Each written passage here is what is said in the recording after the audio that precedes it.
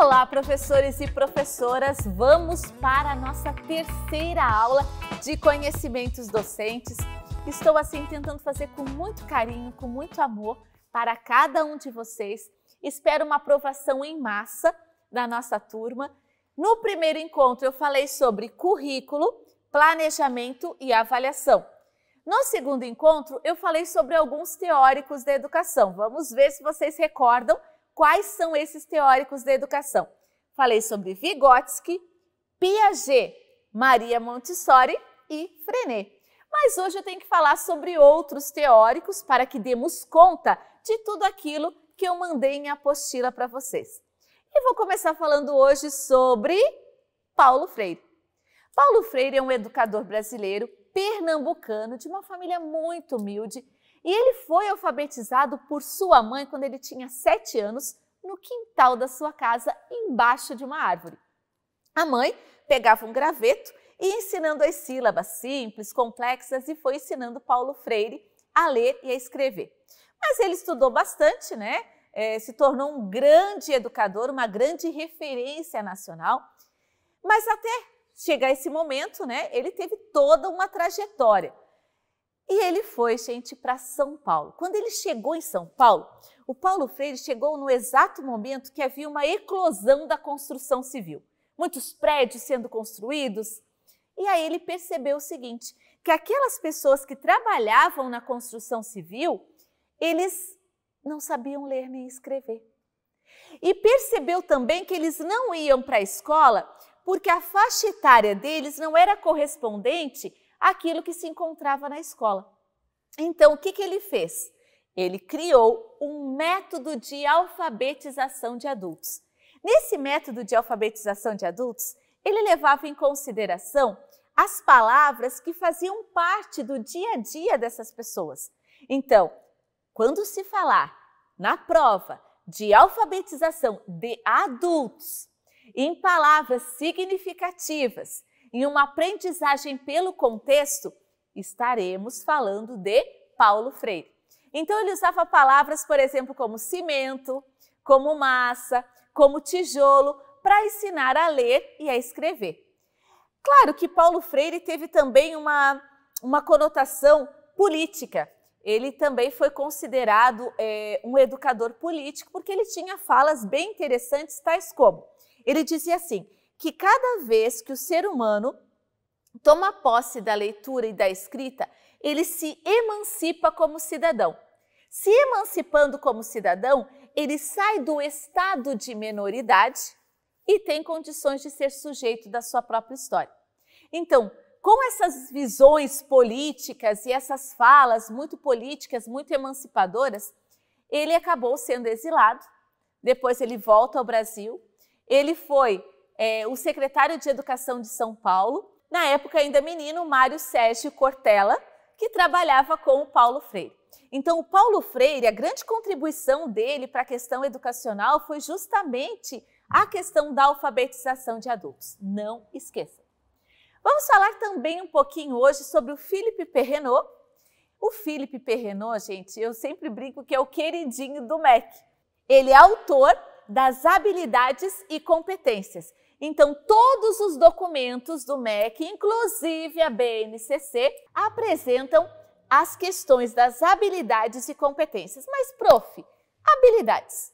As habilidades é aquilo que a criança já tem uma disposição para realizar. Então, eu adoro desenhar.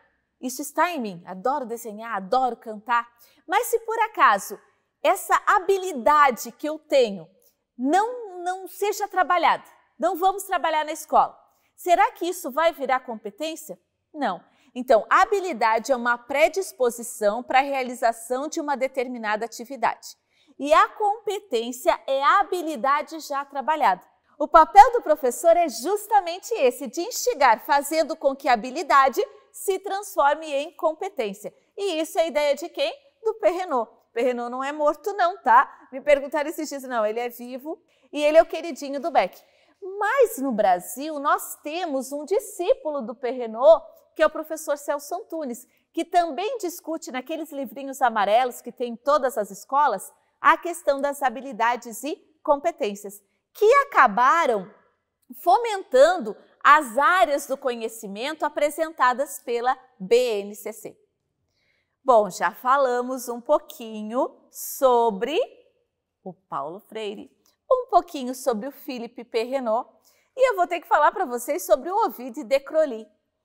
O Ovide de Crolles, que ultimamente anda caindo nos seletivos e concursos, é um autor francês, amigo do Freinet, também um dos partícipes do movimento Escola Nova, um movimento francês de ruptura com o ensino tradicional.